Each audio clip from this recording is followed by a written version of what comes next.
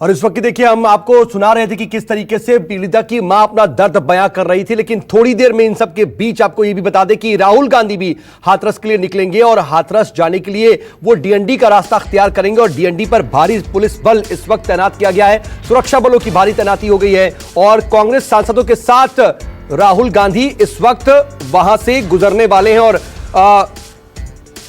पल्लवी झा मेरी सहयोगी इस वक्त डीएनडी पर मौजूद है, जरा डीएनडी पर क्या स्थिति क्या हलचल है उनसे पूछते हैं। पल्लवी, क्या देख पा रही, क्या हलचल है इस वक्त? साउथ, सबसे पहले तो मैं यहाँ ये कहना चाहूंगी कि उस माँ की जो आंसू को न्यूज़ 24 समझ रहा है और इसीलिए चप्पे चप्पे से न्यूज़ 24 की टीम जो है सच दिखा रहा है। और इस वक्त मैं डीएनडी पे खड़ी हूँ और सीधी तस्वीर में आपको यहाँ पर दिखाती हूँ कि देखिए किस तरीके से यहाँ पर सुरक्षा कर्मियों का बड़ा जमावड़ा है और लगातार यहाँ पर संख्या बढ़ाई जा रही है। आप देख सकते हैं कि बुलेट प्रूफ जैकेट, हेलमेट और साथ ही साथ हाथों में डंडा लिए हुए तमाम सुरक्षा कर्मी यहाँ पर, अधिकारी भी काफ़ी ज़्यादा मौजूद है।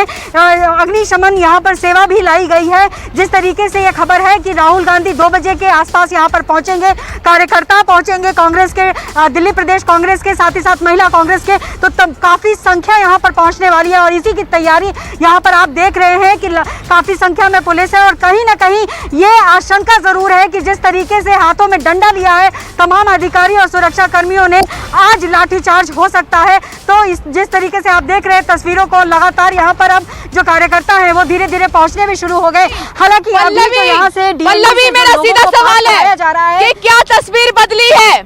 क्या तस्वीर बदली है? क्या पहले के दिन की तस्वीर दिखाई देगी या कुछ बदलेगा भी? क्योंकि उस दिन तो राहुल गांधी, प्रियंका गांधी हाथरस की जमीन पर नहीं पहुंच पाए। आज क्या इरादे लेकर आगे बढ़ रहे हैं? देखिए, पूरी कोशिश होगी इस वक्त राहुल गांधी की कि वो यहाँ से निकलने की प्रयास करें, लेकिन जिस तरीके से यहाँ पर सुरक्षा कर्मी मौजूद है, जहाँ तक हमारी नज़र जा रही है, जहाँ तक न्यूज़ 24 की नज़र जा रही है, जहाँ तक कैमरे की नज़र जा रही है, आप देख सकते हैं कि सुरक्षा कर्मी मौजूद है और आक्रामक तेवर है इस वक्त, क्योंकि तमाम अधिकारियों के साथ साथ सुरक्षा कर्मियों के हाथ में डंडे हैं। तमाम लोगों ने जो है बुलेट प्रूफ जैकेट पहना हुआ है, साथ ही साथ हेड गियर लगाया हुआ है। तो यानी जो आज सुरक्षा कर्मी है वो आक्रामक मोड में है।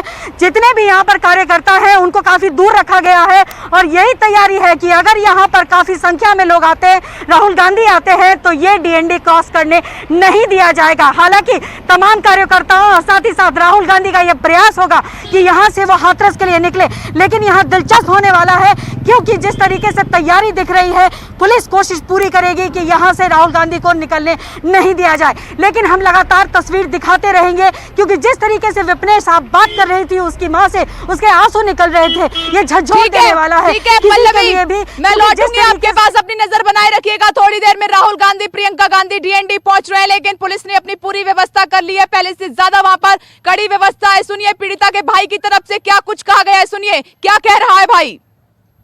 बताइए, अब तक आपने क्या, आपको जांच में क्या लगा? आपको जांच में क्या लगा? क्योंकि न्यूज़ 24 आपके साथ ही था। न्यूज़ 24 आपके सर, हमें पहले तो इन सब सवालों के जवाब दो। ऐसे हमारी बहन के साथ 2 बार अत्याचार हुआ है। एक बार जब उनके साथ इतना बड़ा दुष्कर्म हुआ, दूसरी बार तब जब उनको ऐसे बुरी तरह से जला दिया गया पेट्रोल डाल के।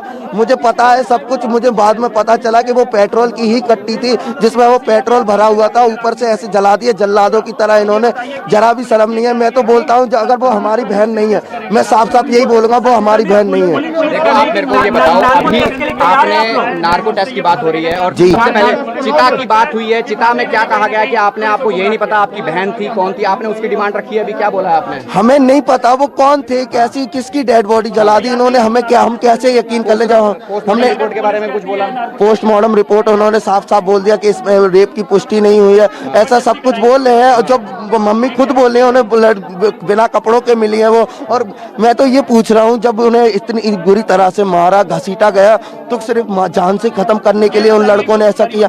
ऐसा तो कोई अभी एसआईटी की जांच से संतुष्ट हो? हमें नहीं पता, हम अभी संतुष्ट किसी से भी नहीं है क्योंकि 2 दिन ही कल डीएम द्वारा बहुत दबाव बनाया गया है जो कि अभी तक उनका सस्पेंड नहीं किया गया। सिर्फ हमें बता दिया था टीवी पे कि सस्पेंड होगा। सस्पेंड भी कब तक? एसआईटी ने कहा है कि कि जो प्राथमिक रिपोर्ट में अधिकारी जो लोग हैं वो सस्पेंड हुए हैं, लेकिन डीएम ने जिस तरीके से दबाव बनाया, क्या उस पर कार्रवाई होना है? आपको लगता है क्योंकि बहुत ज्यादा कार्रवाई होनी चाहिए, क्योंकि एक हैवानियत भरी तरीके से उन्होंने बॉडी को जलाया पेट्रोल छिड़क के, ये कम नहीं है क्या इसके लिए? और ये दबाव बना रहे हैं हम पे आके कि हम बदल गए तो आपको कुछ नहीं होगा। केस मैं बता दूं, कुछ वीडियो पहले बताइए, परिवार से किस किस से पूछताछ हो गई है? नार्को के लिए आप तैयार हैं? बताइए जी, किस किस से पूछताछ हो गई है? जो नार्को की बात आ रही है, एक्यूज्ड और विक्टिम यानी आप और पुलिस वाले, उनका नार्को टेस्ट होगा, आप उसके लिए तैयार हैं? क्या आपको लगता है कि आपने झूठ बोला, ऐसा लग रहा है आपको? हमने कहीं भी झूठ नहीं बोला। पहली बात तो ये है कि हमारे साथ इतना अत्याचार हो रहा है, हमारा ही नार्को टेस्ट है। अपनी सुरा पीड़िता के भाई को रो रो कर बिलख बिलख कर कह रहा है, इसीलिए हम अंदर जाना चाहते थे। शायद यही वजह थी कि पुलिस प्रशासन हमें रोक रहा था। उन्हें नहीं मालूम कि क्या पेट्रोल डालकर जलाया गया। वो कह रहे हैं कि वो हमारी शायद बहन ही नहीं थी। साहब भाई कह रहा है कि चीख रही थी, मां चिल्ला रही थी, हल्दी लगाना चाहती थी, लेकिन एक नहीं सुनी प्रशासन ने। उस बेटी का शव उसके घर में नहीं रखा गया, आंगन में नहीं रखा गया, और भाई कह रहा है कि पेट्रोल डालकर उसको जला दिया गया। देखिए, और पुलिस कह रही है कि हमने अंतिम संस्कार किया, इसीलिए हम अंदर जाना चाहते थे, बातचीत करना चाहते थे। ये हम नहीं कह रहे हैं, ये उस भाई की जो बहन आखिरी वक्त में जाते जाते अपने भाई से ये कह गई, भाई मैं तो जा रही हूं लेकिन मुझे इंसाफ चाहिए। जिन्होंने मेरे साथ गलत किया है उनको सजा मिलनी चाहिए। एक भाई की बात आपने सुनी, अब जरा दूसरे भाई की बात सुन लीजिए जिससे मैंने बातचीत की है कि वो क्या कह रहा है। सुनिए जरा। देखिए, इस वक्त मेरे साथ पीड़िता के भाई मौजूद हैं। शुरुआत से लेकर इनकी आंखों में आंसू हैं, दिल में दर्द है, अपनी लड़ाई लड़ रहे हैं इंसाफ के लिए कि उनकी बहन इस दुनिया में नहीं है, और जाते जाते इन्हीं को बोल कर गई थी कि भाई मुझे इंसाफ चाहिए, और जो मेरे साथ गलत किया है जिन लोगों ने, उनको सजा मिलनी चाहिए। अब मैं सीधे इन्हीं से बात करती हूँ। न्यूज़ 24 बहुत लंबी लड़ाई लड़ने के बाद, पूरी वो जो किलेबंदी की गई थी उसको तोड़ने के बाद आज आपके पास पहुँचा है। आप बताइए क्या कहना चाहेंगे? अब कहना यही चाहेंगे कि हमारी बहन के साथ जो गलत हुआ है, इतना बड़ा और जो अत्याचार करा उन लोगों ने, उन्हें एक पहले नंबर कार्रवाई उनके खिलाफ होनी चाहिए, और हमारी बहन को न्याय मिलना चाहिए। जो आरोपी हैं उनको फांसी जरूर देनी चाहिए। आपके भाई बाहर निकल कर आए थे, हमने उनको भी सुना था कि प्रशासन की तरफ से, पुलिस की तरफ से आपको बहुत डराया धमकाया गया, बाहर नहीं निकलने दिया जा रहा था। हाँ, बाहर तो निकलने नहीं दिया जा रहा था। पुलिस इतनी लगी हुई थी, और छत पे हमारी पूरी छत भरी हुई थी उस दिन, और बाहर भी थे, गली में भी थे, और हमारे आंगन में भी थे पुलिस वाले। और खाने पीने की इतनी बड़ी दिक्कत हो रही थी, ना ही बना पा रही हमारी बहन भाभी, और उनको जब बोला है तब जाके वो लोग, कल बोला उन लोगों को, तब जाके वो यहाँ से हटे हैं। क्या कह रहे थे पुलिस वाले आपको लगातार जब आप उनसे मिन्नतें मांग रहे थे? उन लोगों को, हमें तो अपने आप को ये लग रहा था कि जैसे हम आरोपी खुद हैं, ऐसे हमें घेर लिया था पुलिस ने। ऐसा क्यों महसूस हो रहा था आपको? क्योंकि पुलिस तो आपकी मदद करने के लिए आई थी। अब ये चीज़ हमको नहीं पता क्यों घेरा गया हमको ऐसा उस दिन, हमें तो खुद महसूस कर रहे थे ये चीज़ अंदर से अपने। एक एक बात बताइए, क्या जब आप, क्योंकि पुलिस सबसे बड़ी मददगार होती है, इंसाफ दिलाने के लिए उसकी जिम्मेदारी होती है, जब अधिकारी यहाँ पर पहुंचे थे तो क्या उनकी तरफ से आपको बार बार कहा जा रहा था, और आप क्या रिक्वेस्ट उनसे कर रहे थे? एक एक बात बताइए। आज रिक्वेस्ट हम, जब हमारी बहन के साथ इन लोगों ने इतना बड़ा वो कर दिया, तो बताइए ये लोग अब रिक्वेस्ट तो हमारी मान ही रहे, कोई भी रिक्वेस्ट नहीं मान रहे ये लोग। जब बहन हमारी बिना परमिशन के हमारे और हमारे उसके इन्होंने अंतिम संस्कार कर दिया, हमारे परिवार से कोई नहीं था, ना हमारी बहन, ना भाई, ना माँ बाप। तो देखिए, आपने सुना एक भाई की बात, दूसरे भाई की बात। ये परिवार कह रहा है कि चिता बहन की जला दी गई और वहां पेट्रोल छिड़क दिया गया, पुलिस प्रशासन ने एक नहीं सुनी। ये हम नहीं कह रहे हैं, आज हम पहुंचे सबसे पहले, भाई बता रहा है और कह रहा है कि डर लग रहा है हमें, और जिस तरीके से एसआईटी को, पुलिस को सपोर्ट करना था वो सपोर्ट नहीं मिला। अब भी परिवार को डर लग रहा है कि इंसाफ मिल पाएगा बहन को या नहीं मिल पाएगा। मेरे सहयोगी वहां पर घर पर पीड़िता के घर में मौजूद हैं, राहुल प्रकाश। राहुल, एक बार फिर से मैं आपके पास आ रही हूँ। राहुल, यही परिवार का डर जो लगातार बोल रहा है, जो आज भी कायम है कि चिता जला दी गई, आंगन में शव नहीं रखा गया, और जो पुलिस से उम्मीद थी और जो अधिकारियों से उम्मीद थी वो उस उम्मीद पर खरा नहीं उतरे। फिर परिवार अब भी डर रहा है, खाने की प्रॉब्लम, पीने की प्रॉब्लम, और उनको किलेबंदी कर दी गई, और डीएम साहब पर अभी कोई एक्शन नहीं हुआ है। ज्वाइंट मजिस्ट्रेट मजाक उड़ा रहे हैं। राहुल,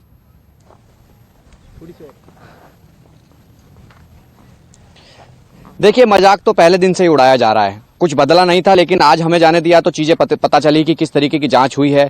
आपने भी देखा, हमने भी देखा, हम साथ थे कि किस तरीके से परिवार बीमार चल रहा है। खाने पीने की बात जो हम कह रहे हैं, ये बड़ा ही शर्मनाक बयान है। परिवार का किस तरीके की बातें करने को मजबूर कर दिया गया है उनको, इस तरीके से चीजें की गई हैं, इतना दबाव बनाया गया, यानी परिवार उस हालात में हो गया है कि वो खुद कह रहा है कि खाने को नहीं मिला, इतने दिन भूखे रहे हैं। दूसरी तरफ गांव के आसपास की सराउंडिंग में पुलिस का पहरा, छत पे पुलिस, बंद घर, उसके बाद किसी से मिलने नहीं दिया जा रहा। फोन टैपिंग की बात आपने सुनी, कई चीजें ऐसी हो गई है। अब एसआईटी ने जांच की, सस्पेंशन हो गया, डीएम की बात आई, बयान को कहा तोड़ मरोड़ के पेश किया गया, क्लैरिफिकेशन भी दे दिया गया, लेकिन परिवार उससे संतुष्ट नहीं है। परिवार ये चाहता है कि इसमें आरोपी को जल्द से जल्द सजा हो। जाहिर सी बात है, सजा दी भी जाएगी, लेकिन जो प्रकरण, जो घटनाक्रम इस बीच का रहा, वो काफी हैरान कर रहा है, वो काफी परेशान कर रहा है परिवार को। और क्या परिवार ने किया क्या है? परिवार ने इंसाफ की तो बात करी है, परिवार यही तो चाहता है कि इंसाफ अच्छे से मिले, लेकिन ऐसा नहीं हो रहा था। ठीक है राहुल, एक मिनट रोक, एक बड़ी खबर आ रही है डीएनडी से, नोएडा डीएनडी से ये खबर है, जहां पर राहुल गांधी, प्रियंका गांधी अब से थोड़ी देर के बाद पहुंचने वाले हैं। वहां पर हलचल काफी तेज हो गई, इसके लिए सीधे मुझे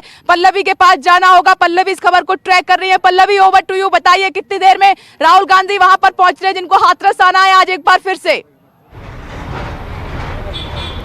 विपनेश, मैं बता दूं कि जो खबर है उसके मुताबिक 2 बजे उनको पहुंचना है यहाँ पर, और धीरे धीरे कार्यकर्ताओं की संख्या यहाँ बढ़ने लगी है। और लगातार यहाँ पर देखें तो सुरक्षा कर्मी भी काफ़ी हरकत में आ गए हैं। जो कुछ एक रोड्स खोले गए थे पब्लिक के लिए, अब उसको भी बंद किया जा रहा है, क्योंकि जिस तरीके से सूचना मिली है उसके बाद से जो पुलिसकर्मी है, अधिकारी है, बहुत आश्चर्य करने वाली बात ये है यहाँ पर विपनेश की यहाँ तमाम सुरक्षा कर्मियों के अलावा आला अधिकारी पुलिस के भी यहाँ मौजूद है, जो भी भारी संख्या में है, और तमाम लोगों के हाथ में इस वक्त डंडे हैं। तो क्या आज डीएनडी पर लाठी चार्ज होने जा रहा है? तो क्या आज डीएनडी पर अग्निशमन जो यहाँ पर खड़ी है उसका इस्तेमाल होने जा रहा है?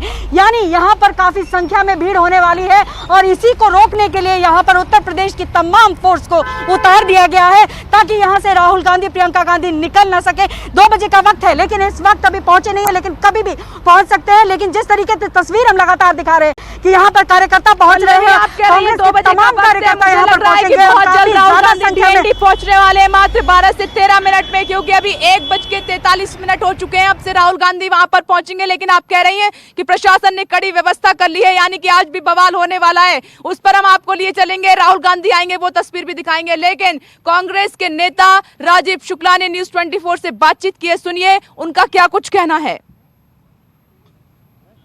कांग्रेस के वरिष्ठ नेता राजीव शुक्ला जी हैं सर, आज राहुल गांधी फिर से जा रहे हैं और ये जानकारी मिली उनको फिर से रोका जाना था। ये रोका रोकी क्यों हो रहा है? इस पर गलत बात है, रोकना नहीं चाहिए। वो तो कुछ ऐसा करने जा रहे हैं, दुख दर्द बांटने जा रहे हैं उस परिवार का जो परेशान है, जो दहशत के साए में जी रहा है। तो लोगों को दुख दर्द बांटने के लिए, सहानुभूति जताने की अनुमति तो देनी चाहिए। आपने ये पत्रकारिता की है, पत्रकारों को भी इस तरह से वहां पे बैरिकेड को रोक दिया गया, आखिर ऐसा क्यों हो रहा है? पत्रकारों के दिन रोका गया, वो गलती थी, उनको गलती समझ में आई, सुना पत्रकार अलाउ किए। ठीक है, तो ये राजीव शुक्ला जी कांग्रेस के नेता, जो आज राहुल गांधी, प्रियंका गांधी आज हाथरस जाने की तैयारी में है दोबारा, और उनका कहना है कि ये फिर से कोशिश करेंगे शोकाकुल परिवार से मिलने के लिए और अपनी संवेदना जताने के लिए वहां जाना चाहते हैं। अब देखना है कि दोबारा फिर से पुलिस प्रशासन उनको जाने देता है या रोकता है। कैमरामैन जहांगीर के साथ प्रशांत देव, न्यूज़ 24। कांग्रेस नेता राजीव शुक्ला को आपने सुना। देखिए, साफ तौर पर आरोप लगाया जा रहा है कि पुलिस ने गलत किया, राहुल गांधी को रोका गया, मीडिया को रोका गया। न्यूज़ 24 की बड़ी मुहिम लगातार जारी है। एक छोटा सा ब्रेक लेना होगा, ब्रेक के बाद सीधे कांग्रेस मुख्यालय आपको लिए चलेंगे, वहां पर मेरे सहयोगी अमित कुमार मौजूद है। छोटा सा ब्रेक, देखते रहिए न्यूज़ 24। नमस्कार, मैं हूं मानक गुप्ता। अगर आपको हमारा ये वीडियो पसंद आया हो तो इसे लाइक और शेयर जरूर करें, और हाँ, हमें सब्सक्राइब और फॉलो करना ना भूलें, ताकि आप देश और दुनिया की कोई खबर मिस ना करें। तो जुड़े रहिए हमारे साथ और देखते रहिए न्यूज़ 24।